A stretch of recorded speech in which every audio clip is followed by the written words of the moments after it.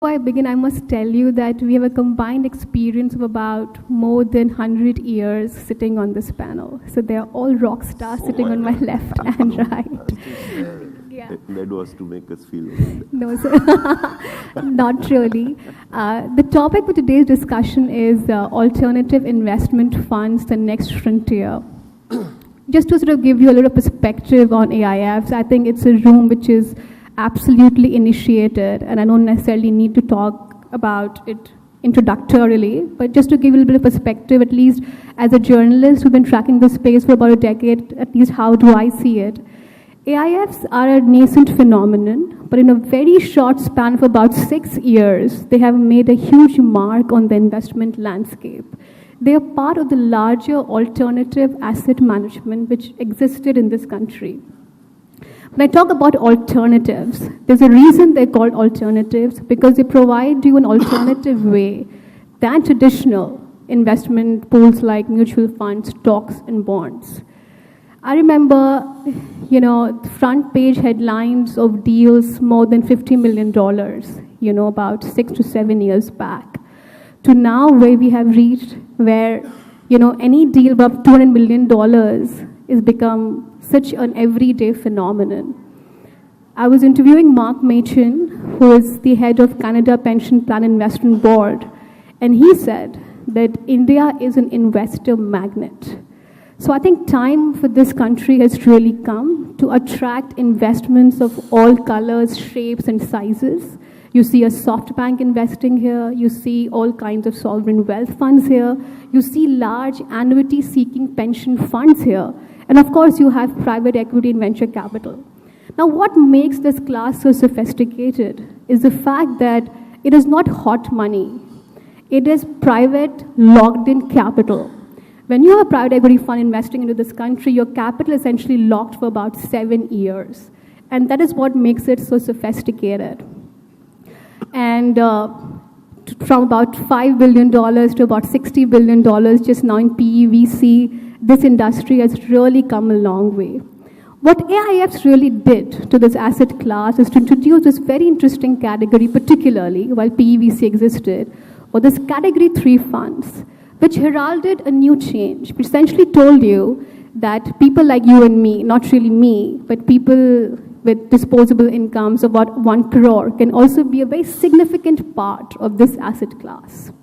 Unlike mutual funds, where the ticket size is much smaller, it tends to lend itself being institutional, but I think the next 45 minutes, my job here is to talk about the good, bad, and the ugly of AIFs, and how these people in their daily jobs are heralding the growth of this asset class. So with that as introduction, I would like to kick off this panel. Let me begin with you, Nitin. Sure. And, at Edelweiss, you are building out this asset management franchise, which is diversified. You have a huge debt practice also, where you have partners like CDPQ. Tell us about, how you are building out this franchise and what have been some of your observations as you're building it out.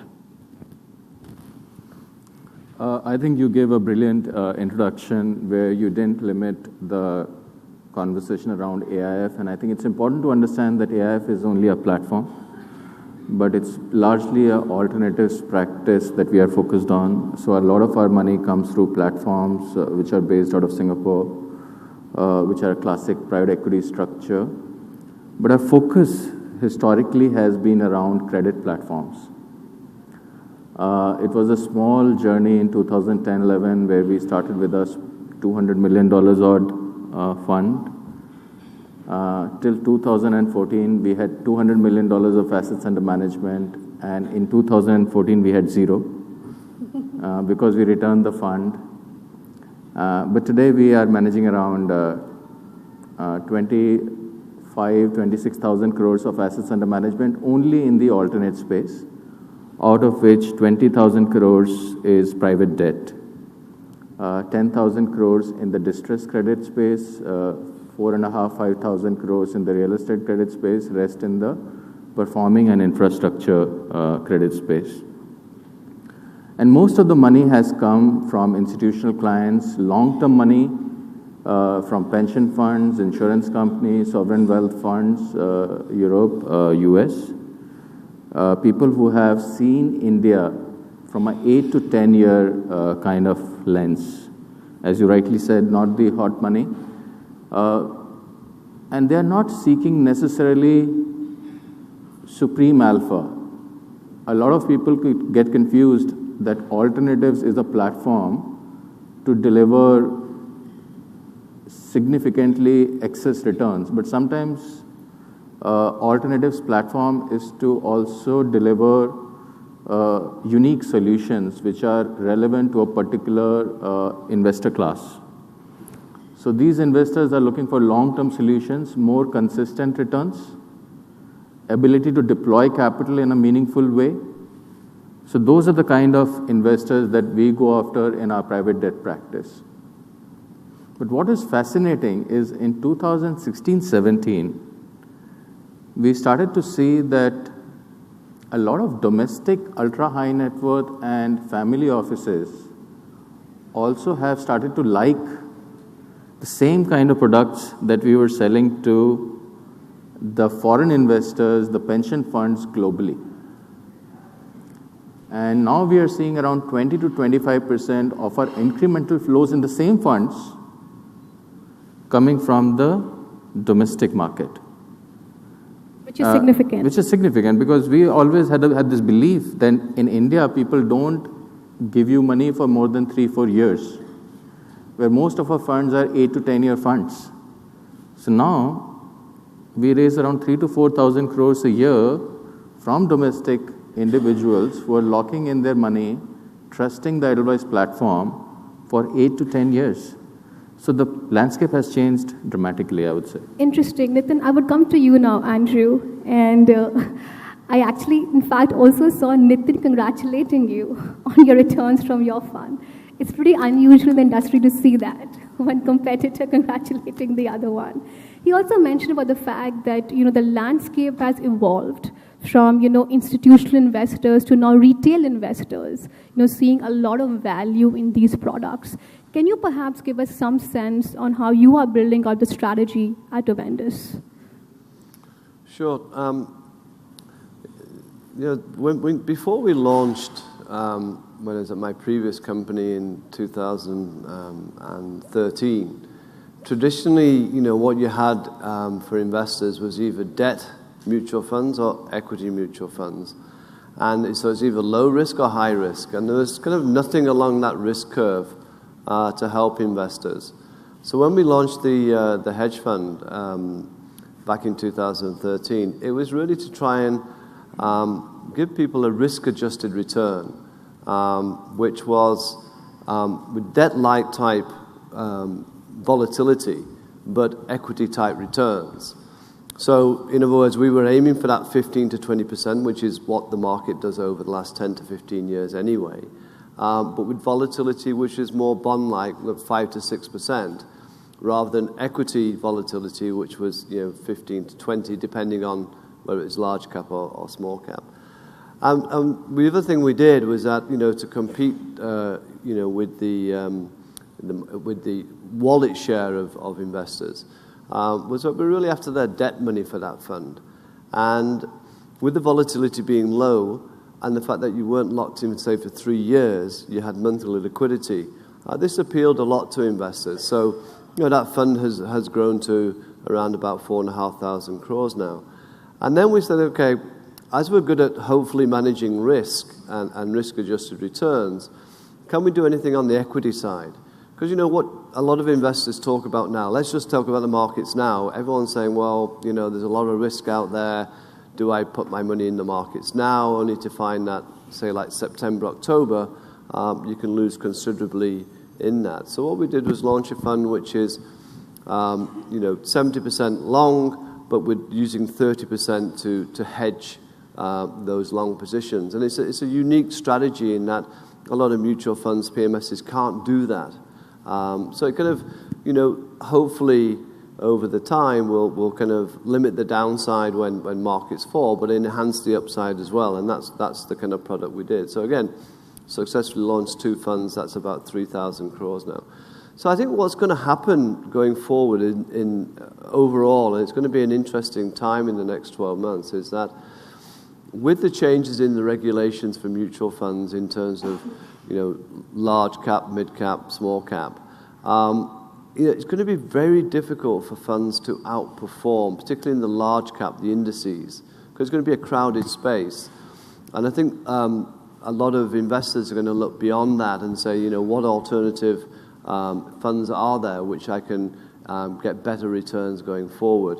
So I think that's an interesting challenge for the mutual fund industry. And I suspect what's going to happen is that, all these funds like Smart Beta and ETFs are going to have their day in the sun now because they'll be able to at least match the index. And so I think it's going to be an interesting time for the for category 3 in terms of new products going forward as well. Great. So I think we have two people. You spoke about how the investor perception is changing, and you spoke about the new opportunities emerging. And essentially, you said that mutual fund is going to get killed, the industry.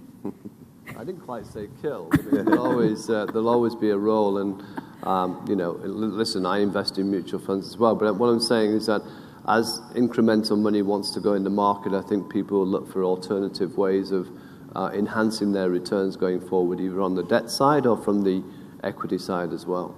Interesting. So there are opportunities, but I would also want to know from you, Siddharth, as someone, providing legal advice and legal counsel to these funds, any kind of unbridled growth in like 6 years, this asset class, just talking about AIFs, has reached about 100,000 crores. And when you grow so fast, it sort of augurs well for regulation. It raises a lot of questions. If you were to give me the good, bad, and the ugly, the way you see it, the kind of questions and the kind of concerns that come from stakeholders on the table, give us some color on that. Sure. So I think, again, it was pretty interesting to listen to both Nitin and Andrew, and I think we've at least been some of the lucky ones to see that growth for both these GPs in many sense. And talking about the industry, and I think I would start with the fact that today, and I would say we are talking about it as an alternative investment. And I think the pace at which it is growing, I think we may have to stop calling it alternative because it's becoming almost mainstream. And in many sense, I think we need to start looking in the next phase that this may not be merely an alternative, it could become as mainstream as mutual funds or anything else.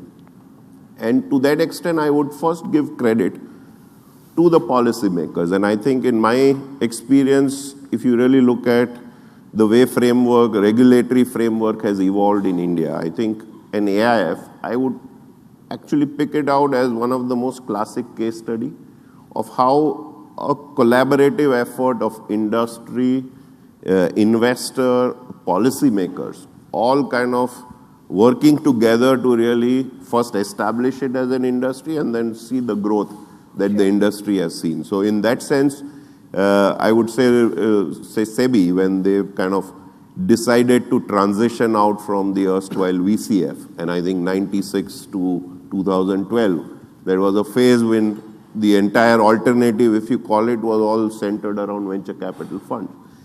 And that regime, when they moved it to AIFs in 2012, a lot of consultative exercise, and I think what's come out of that is a real open architecture kind of a platform and a regulatory framework.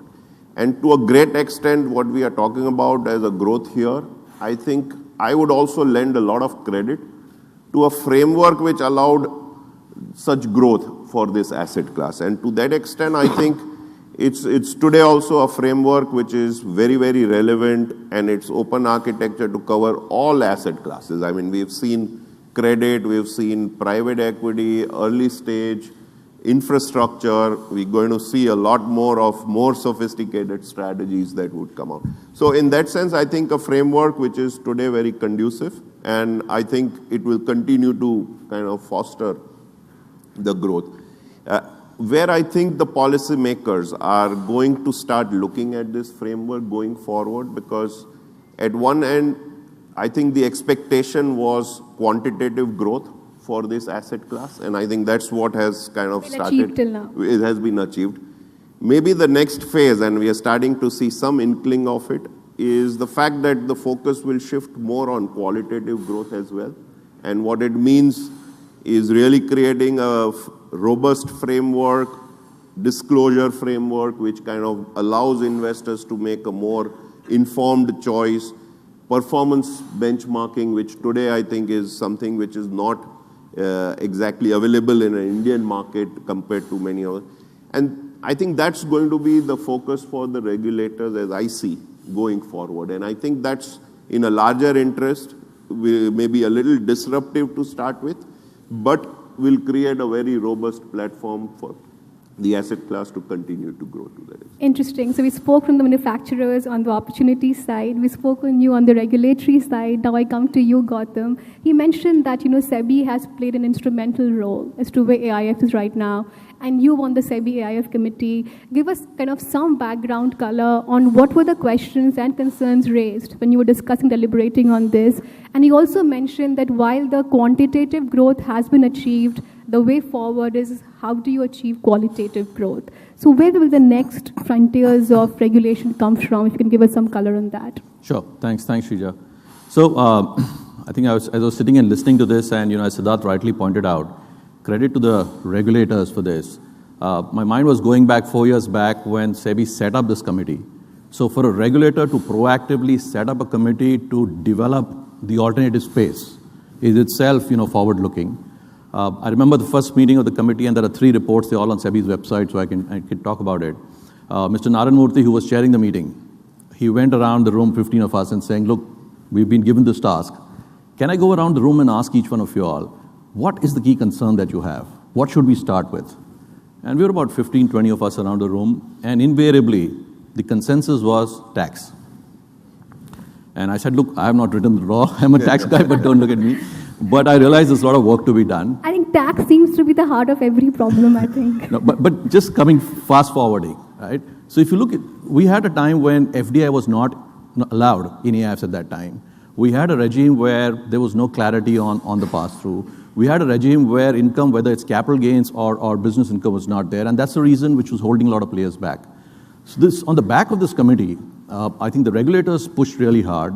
And the kind of changes that happened in the laws, we've seen the quantum of AIFs not just grow by 10, 20, 30%. They're more like doubled every year. So the impact that a good regulatory regime can have on the market is tremendous, right? So that's the good. If I look ahead and see, look, what are the white spaces, where is this work to be done?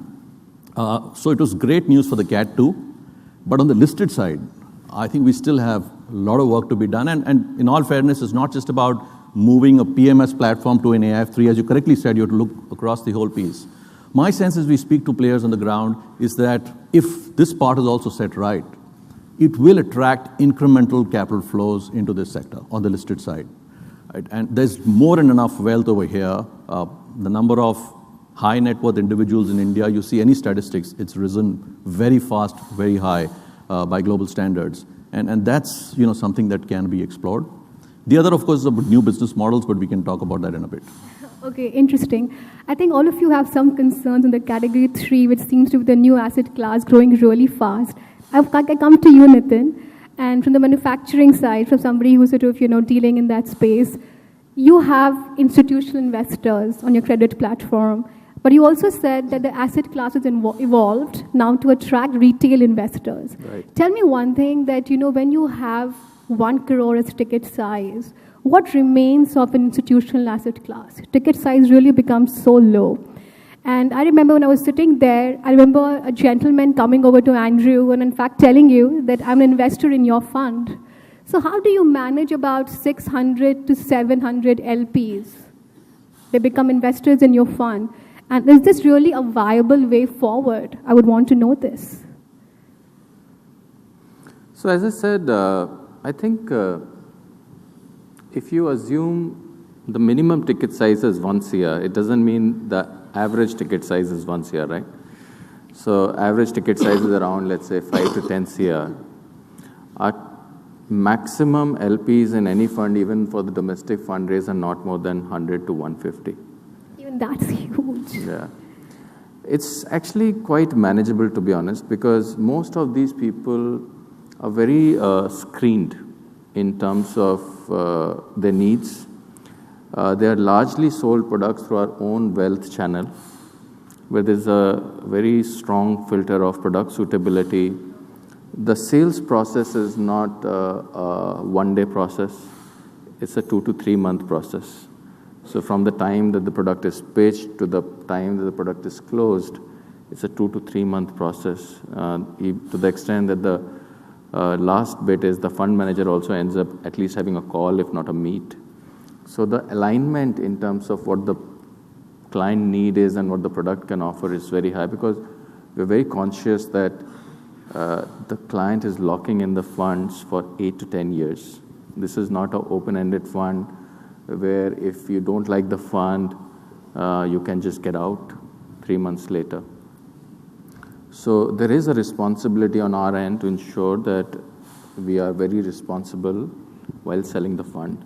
So it's a process. Now we are a very large institution. There are around 300 relationship managers out there. So when we think about it in the broader context, it doesn't look as big. And given the size of the wealth opportunity in India, the number of clients that we deal with, 150 is not a big number. No, definitely size of wealth is only going to increase. And thanks to technology deals. If we have more Flipkart kind of deals, you have more and more wealthy people and more younger, wealthier people. My question to you, Andrew, is that do you know all your investors who are in your fund, and how do you sort of ensure that your product is not being missold, in the market? So, we've been very fortunate that, we work with the top distributors in India. So obviously, first of all, you have to get through their product review, and they go into a lot of detail on your product, how you manage the funds. And then, of course, you make, you do presentations to their relationship managers. I would say I probably met 90% of all investors in the fund, in all the funds. It's very important to explain the strategy, because I think it's still a new industry. It only started in hedge funds, really, from my viewpoint, started when we launched first in June 2013. So it's still a new area, I think, for a lot of people. But there's a lot more players now than there used to be. So the word is spreading. So I think it's very important to meet the investors, to meet with distributors on a regular basis, just to re-emphasize what the strategy is, how you're doing, why you're doing. And of course, we do monthly newsletters to explain our thoughts on markets. So it's going to be an ongoing process. I think that the few things that I think could change for the industry, and my friend Mr. Mehra didn't say that, if they just taxed Category 3 slightly differently, similar to mutual funds, the industry would probably double overnight, because it's a level playing field then for everybody. So I just hope people in the finance ministry understand that risk-adjusted returns is not speculative; it's actually a better way of investing going forward. So you've still got work to do there, Gautam. I think the other thing is that you will get new products coming onto Category 3. So we're about to, say, launch an ESG fund. Now, you'll probably think, ESG, it's not really it's not very big in India, probably won't be very big in India for some time. But offshore, it is very big, and $26 trillion are managed under ESG type kind of strategies and governance. So a lot of funds going forward who invest in India will also have these rules. So, I'm just picking a company. I'm not saying they have no ESG, but if they wanted to invest in one of the Tata Group companies, they will have to pass an ESG score before they can do that. So the foreign funds will actually help develop the kind of category all by themselves, and you'll see a lot more ESG funds in the next 1 year, and that's what we'll be talking about. So I think the great news is that for alternative investments, you can get a lot of new products, a lot of new themes, which would be difficult maybe through the mutual fund industry or PMS. Interesting. I think you mentioned that there will be more new funds, also because policy will also help to foster that. I think we have seen this also in the private equity industry. We saw a lot of veterans, which were established in very established PE fund houses and transitioning out to set up their own firms. There are examples, Manish from Temasek setting up Kedara, Renuka from ICICI setting up multiples. I think there will be temptation for a lot of fund managers to also set up category 3 funds. I want to understand from both of you to have that voice of concern that just because there's great policy and there's great wealth creation in this country, you do not necessarily get tempted to raise your own fund. Can you share your own experience? Because ultimately, from an Edelweiss perspective, the platform really helps you to where the fund is. So can you perhaps have that advice for the new crop of fund managers in the category 3 space? So if I understood your question right, the individuals who are on the platform, why should they not move and set up their own platforms? Yeah. So I think it's a very, very real deal, and some of them should move on and will move on over a period of time to set up their own funds, frankly. But the way at least Edelweiss and we have thought about the opportunity is historically we have never built products and businesses which are very people dependent. So for example, the entire private debt practice is not a fund manager led practice. Just to give you an example, each of our funds, the investment team is 25 people. The total team, including the operating teams, would be 100 people. When you would look at a private equity practice, it will typically be 5 to 10 people. So the minute you move to a private debt platform, you need a 100-member team to set up before you can hope to run a business. So to think of setting up that platform, you have to go through a rigor of 4 to 5 years. So from a defense point of view, as a platform, we are very clear. We don't want to build star fund managers-led platforms because that is important for us as a business. Having said that, fund managers play a very important role. But I think it's very true for hedge funds. It's very true for private equity funds.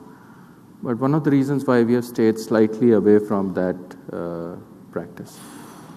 Andrew, you want to sort of add something in that direction, the temptation to sort of transition now to set up your own funds? So I think it's still early stages. I mean, the industry is, in hedge fund, well, anyway, a few things. One is, we've grown up in a long-only mutual fund industry. So the skill set for long-short is still lacking. Our team's got the longest track record of anyone in the country, since 2006. So it will keep evolving. But, if you look offshore, you'll see, XYZ fund manager, ex-Tiger, Cub, so, he's moved off and got his own funds. And I'm sure in 5 years, 10 years' time, that will happen. But I think it's still too early. There's still too much opportunity just with what you have with the teams that have been established. And there's only 5 or 6 players in long short at the moment. So that's how difficult it is to just start off by yourself and then build a track record. But as Nitin said, it's all about teamwork, and so I can sit here while the team's managing funds, right? So it's nothing to do just with me. Okay, Gautam, I come to you now. I think for category 3 funds particularly, taxation has been a vexed issue. Going forward, what do you think will be the recommendations perhaps in the budget if you were to do some crystal ball gazing? And if you were to sort of give that message to the FM, what would that be? The 2 very simple asks of this sector: certainty and a level playing field. And I'll just quickly explain what that means. Today, for an investor in a category 3 fund, when we have to advise the fund manager, and if you read the tax section, right, a lot of people will not understand what this really means. Because the law is based on the general trust taxation, which itself is subject to a lot of interpretation. So the first very simple thing is, like there is certainty on category 2, please have a separate set of provisions for category 3, which lays down in simple English, how will taxation work? If I earn 100 rupees at the fund level, how much reaches me as an investor? As simple as that, right? And we've had disputes in the past, in the South, etc., where despite taxes being paid by the investors, taxmen run after the fund and try to collect tax a second time over. So that's the first piece. The second piece along with this is level playing field, and what I mean by that, if an investor were to invest in stocks directly, he or she should not land up paying more tax than what he or she would if they were investing to a Cat 3 fund. And today, that could be a scenario. Andrew spoke about a long shot. If that investor were to do the long shot individually, on the long, they will get away with long-term capital gains tax, which is at 10%. And on the short, there could be an interpretation of is it business income or capital gains.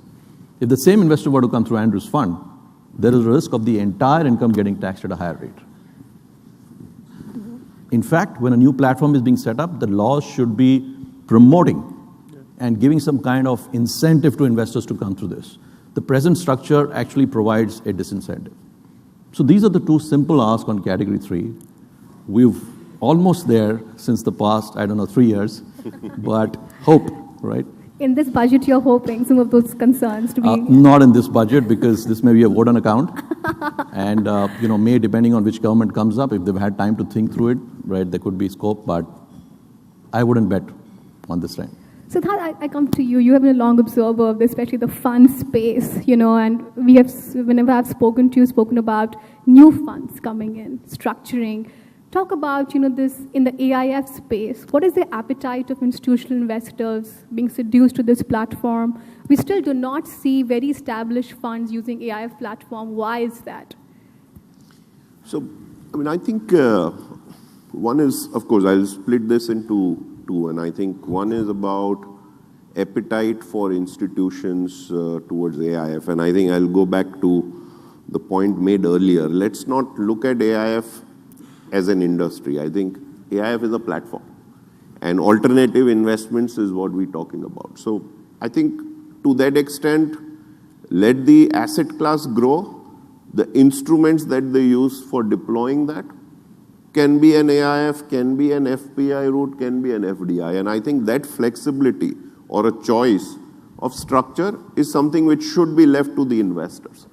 What as policymakers we need to do is offer them comparable, and as I think Gautam was saying, platforms which kind of allow them the same outcome rather than creating an arbitrage. That if I'm doing a direct investment as an FPI, I am given a deemed capital gain status. But the same investor, if he puts through a Category 3 AIF, the same income could get recharacterized as business income. Why should there be any disparity on that? So to that extent, I think one of the reasons why institutions have yet not, and especially in Category 3, not taken to the AIFs is primarily for this uncertainty. And maybe I think if we get that uncertainty clarified and a clear tax position evolves, you'll see many of them very comfortably using AIFs. And I think one of the main reasons why the government, when they talked about made in India and manage in India in the AIF construct, the idea was to allow domestic fund managers to seamlessly manage pools of capital, whether it's domestic and offshore. And that 9A and some of those safe harbors which were created today still need some amount of tweaking. And AIF opened for foreign capital was primarily that reason, that you should have the same flexibility as if you are investing from offshore. So I think once the tax position gets clarified, you'll see a lot of global institutional capital which may also come through the AIF. And I think that is definitely happening. To the Category 2 AIFs, I think we have already seen the shift. And I think once the tax pass-through was brought in, once the incentive for basically a foreign capital in many sense, and it was a big change if you really look at it from a government perspective, that shifting the barometer from what is FDI or foreign capital by who's the investor to what, whether it is a manager and a sponsor being Indian owned and controlled, you get the color of a domestic pool of capital. Huge shift. And that is where we are seeing today large distressed platforms using Category 2 AIFs. I think that's a very significant, I would say, an example of how AIF has kind of adapted itself with the certainty.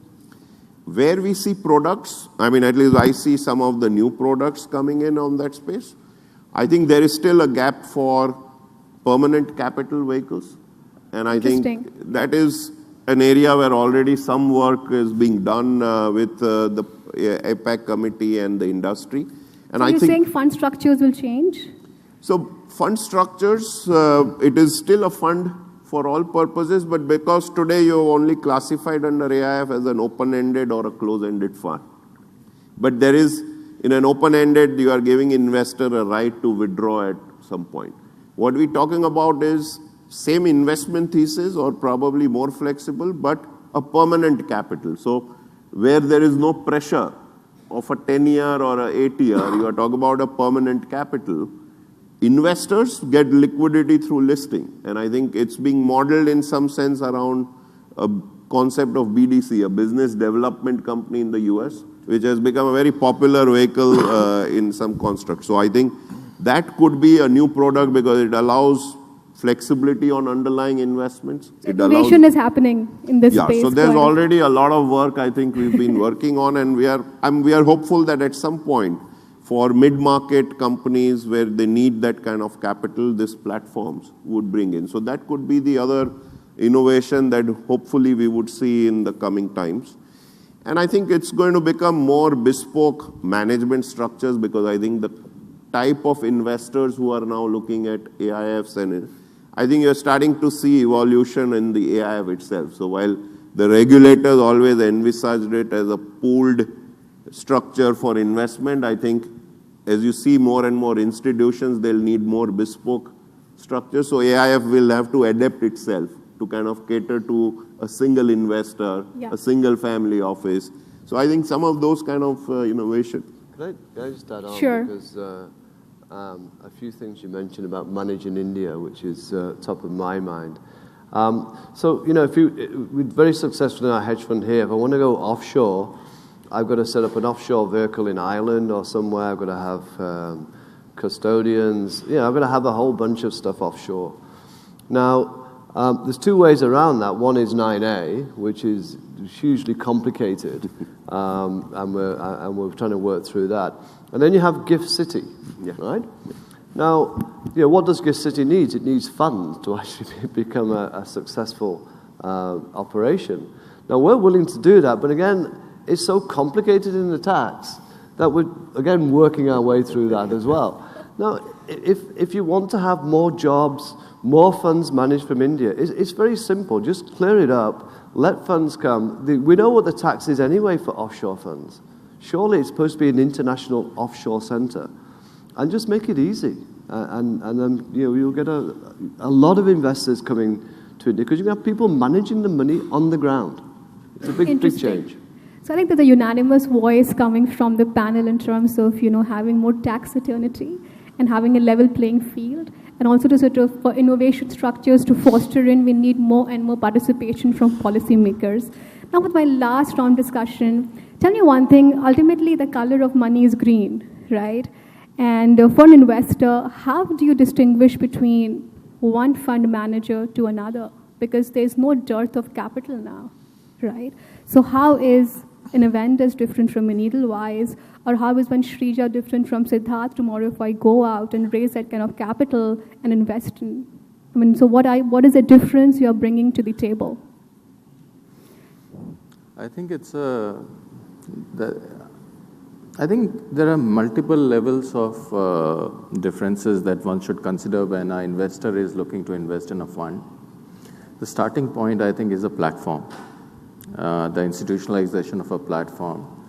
So especially for institutions, they're not only looking at the fund returns, they're not only looking at the capabilities of the fund manager, but what is very important is when you're investing for 10, 15, 20 years, the stability of the platform, the quality of the institution, the history of the institution becomes very important. It also goes back to the same question that you were asking, that it's not very easy for large funds to back individual fund managers, especially people with good skills but not enough history, right? So the institutions and the history that you have created on governance and risk management is very, very important. Second is the core strategy and the opportunity size. So there might be some opportunities which are very limited in terms of how much money you can deploy. So it might be good for deploying 1,000, 2,000 crores, But for insurance companies, for pension funds, for large deployers of capital, they don't get excited by that, you know. It gives you great alpha, but their core concern is, can we deploy $500 million over the next 3 years in this opportunity? So it should be good returns, but scalable. So that is another thing. And the last is the risk-adjusted return. I think Andrew touched upon that. It's not only returns. A lot of people get foxed by that, okay, this guy is delivering only 10%, then how is he creating a lot more? It's not as simple as that. The volatility, the drawdowns, and you know, the kind of risk that you're carrying inherently in the strategy is also very important, especially for sophisticated institutional investors. Interestingly enough, I'm seeing a lot of wealth managers now becoming a very important intermediary. They're following the same protocols and the same level of diligence to educate the end high net worth individuals and the family offices to then invest into these funds. So they are actually becoming the filter and the gatekeeper for these investors to come into these funds. So I think that's the combination that people use before they invest in the funds. Okay, so we spoke about opportunities, we spoke about innovation. My last question to everybody on the panel is, give me the challenges and what keeps you awake in the night as you are building out your vertical? Gautam, Mehra. It keeps me awake all the time. It doesn't. No, I mean, yeah. I think what keeps me awake at night is actually the opportunity that I think we're missing, whether it's locally or offshore. And I just think, you know, if we can just seriously just get our act together on that, then we could, you know, not just bring money into India, but and manage it in India, but, you know, create a whole lot of new jobs. And I just, you know, it's just frustrating that it doesn't happen. Gautam? I'll echo that. I mean, you know, on a slightly personal note, as an Indian, you really want the world to come to India. And it's so close. Safe harbor, getting the whole asset management industry here, gift city, great opportunity. Siddharth spoke of BDCs, SEBI report has it. Huge gap in India between demand and supply of credit, right? The idea of a private listed fund, and of course, InvITs and REITs. So you just look at it, it's massive. And we're almost there, you know, then that's frustrating. Siddharth? So I think the way I look at it, the challenge is really making sure that the regulator maintains the balance. And I think, to be fair to them, I think when there's rapid growth in an asset class, you do see, and not just our regulators, globally, you see the pendulum swing from a policy making to be a very pro-investor to a... And I think in that environment today, what we are seeing with sudden growth, we just need to make sure that the regulators continue to think logically, continue to implement measures which kind of maintain that balance and kind of don't swing the pendulum to the other extreme. I think that's probably where I would see that. Nitin? No, as I think a lot of panelists have said, the challenge is to manage growth because with growth comes a lot of challenges around quality, governance. Last 3-4 years, not only for us, but for the industry, the growth has been exponential. And we have to be responsible around growth for the customers and for the industry overall. So that's important. Okay, I think it's the last leg before we open the Q&A for the audience. I'll do sort of my quick rapid fire, and then we open to the audience. I'll begin with you, Andrew. Are you prepared? Yeah. So all these questions, so you have to give like one word answer for this. The future of mutual fund industry. Challenging. Okay. If you are stuck in an elevator between Prime Minister Modi and Rahul Gandhi, how would you break the ice? I'd ask them which floor they're going to.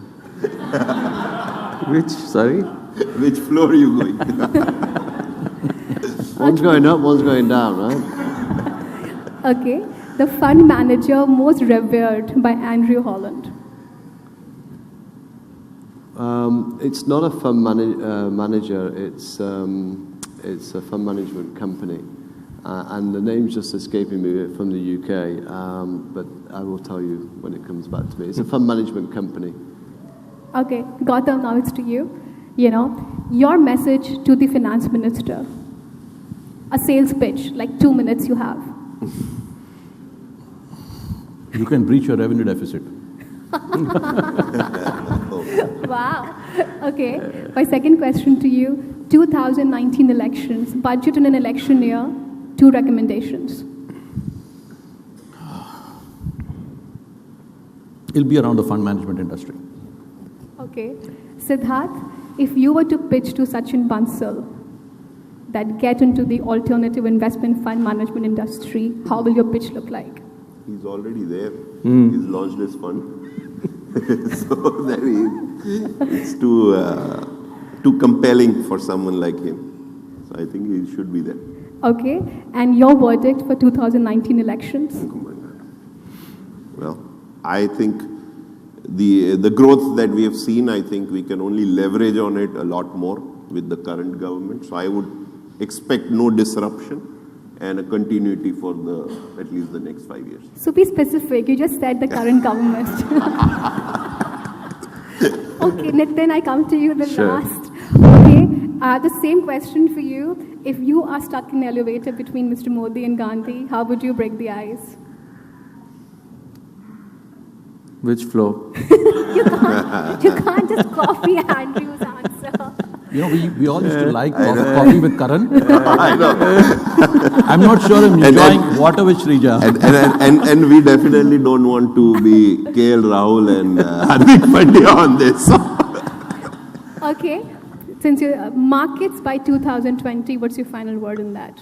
Equity markets. Give us a number. I'm bullish, so maybe 15% up from now. That's a lot of bullishness. Great. At that bullish note, I will try to conclude this panel, and we will open it up for Q&A. But before we do this, can we hear it up for our panelists who have been so forthcoming and interesting? I think we have time for about 2 questions. Can we have the hands moving up? Okay, you have a question, yes. Arvind, yeah. First of all the panelists make great comments. And both Siddharth and Gautam have done a tremendous job at impacting society. My specific question to both of you, Siddharth and Gautam, my specific question to you is on the GIFT City regulatory framework. What further reforms are needed? Are there any further changes needed? So there are discussions as we speak going on with Ministry of Finance. So to give you a very simple example, why would an FPI want to move and set up base here? They have clarity on capital gains taxation. Let's say derivatives, right? If somebody were to set up, they don't pay tax from most jurisdictions when they invest directly from overseas. But if they were to set up GIFT City in India, there'll be a tax leakage on that front. So it impacts your returns, right? So these are the kind of nitty-gritty items which are there. There's a question about is it round tripping because it's outside India? Can I use that for domestic fundraising and money's coming back? I think we just have to clear the air on quite a few things like this. And as Andrew said, these are teething problems, but somebody really has to take charge, be a champion, and say, let's push this through quickly. Yeah, and I think again, just to add to what Gautam said, again, it's where SEBI has seen the opportunity, and if you see, they've also come out with the AIF framework for GIFT. And I think that's a great, within a span of less than 6 months, we had a regulation from scratch, at least amended. I think where the challenges today still exist is one, the belief. And I think today, as we are talking to a lot of players, people still don't know whether the regime is going to be as stable and to what extent the get. So I think it's about educating investors and managers about the benefit, and I think giving them the comfort about stability over there. And I think the same issue is one of the points that I think is about this requirement today, while SEBI has come out with an AIF regime for GIFT. But anyone investing out of GIFT into Indian security, so the framework allows that, but you again have to be an FPI. And somewhere I feel there is too much of regulation. If you have allowed a framework which is monitored by the same regulator, to then an AIF being compelled to also be an FPI is an unnecessary. So I think some of those things I think may need to be ironed out. Having said that, we will see, and I'm pretty optimistic, we'll see the growth of GIFT in this financial year on the alternative assets for sure. Any other questions? Okay, we have one from you, yeah. Thank you. We don't seem to see much progress on two aspects, a lot of confusion. One is angel tax, the other is crowdfunding. And this is affecting at least Cat 1 and in some cases Cat 2 also. What is going to happen here? Take the angel tax. Yeah, so there were reasons why this provisions came in, and it went back to some corruption cases that happened on the back of the telecom scam, somebody putting money at a premium in somebody else's company and stuff like that. So those kind of things have happened in India. And I think when the tax authorities were struggling of how do I attack this kind of cases, they found there were no provisions on the statute. So that's the backdrop in which these provisions came in. But having said that, it's, for the sake of 1%, you're shooting 99. With GAR in place now, I think there's a good case to make out that, look, you can now use GAR for cases like this. So these are the kind of provisions that need to be scrapped. But it's going to take time to educate and get the message across. So I think, again, on the crowdfunding, obviously there's work already which was done. And I think there was a draft framework and SEBI has been kind of evaluating it. I think somewhere the concern has been that what should be the framework within which and whether allowing it as a open-ended architecture structure for anyone to kind of go out and raise and whether they should be regulated or not. I think that's really where the debate is. I don't think there's a fundamental debate around whether crowdfunding should be permitted or not. It is the model and the framework under which it should be permitted. I think there are obviously larger issues when people abuse some of the platforms, and if it is retail investors getting involved in that framework, I think a regulator would tend to take a lot more conservative view on it, and which is where I think it stands today. But I would be more hopeful that it is something which should be a part of the product innovation for the alternatives. And I think people still, in a modified form or otherwise, are still operating the platform and getting comfort to regulators around that. Any questions for Nitin or Andrew? Any questions from any women here in the room? Oh my God. Very specific. I think there's a question. Okay, there's one question from gentleman. Yes, sir. Particularly related to listed space, when do we see FPIs directly investing in the current structure of AIF category 3 or maybe, or any other special maybe? Sorry? When that can FPIs into category 3, I mean, they can't invest, right? Where do you see FPIs investing in category 3 directly? So that, we can have this whole hedge fund industry domiciled in India, actually. That is the view, actually. So does it happen in the current structure or special structure? Is there any thoughts around various forums you have been attending? I think, again, I will just give a All quick policy questions. I think FPI investing into AIF is regulatorily permitted. They are capped at 25%. They cannot be beyond 25% of the corpus of the Cat 3 AIF. And the idea there being that you cannot use the arbitrage of doing direct investing and also participating indirectly into same stocks through AIF. And that's why there is a 25% cap. Practically, people may not want to do this because FPI has today a lot more tax certainty compared to a category 3 AIF. So there's no commercial reason for them to take that risk today. Maybe once the tax certainty on Cat 3 happens, I think people will be very open. FPIs would be very open. And you don't need, by the way, you don't need a status of an FPI to invest into a Cat 3 AIF. You can be any foreign investor. So why do I need to use that status? Okay, so this brings us to the end of the panel. Unfortunately, they're here, so I can't take any more questions. But thank you so much for being such an amazing audience. Thank you.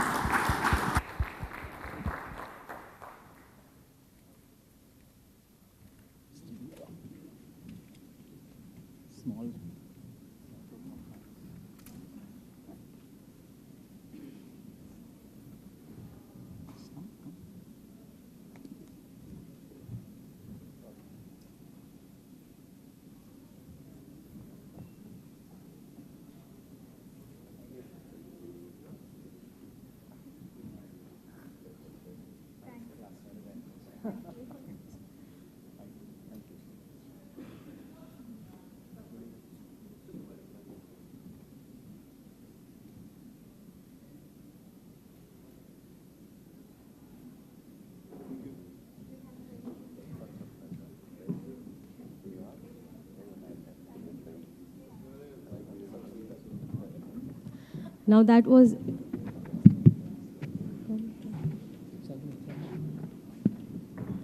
So that was a wonderful start for the day. And thank you, panelists, for the wonderful session.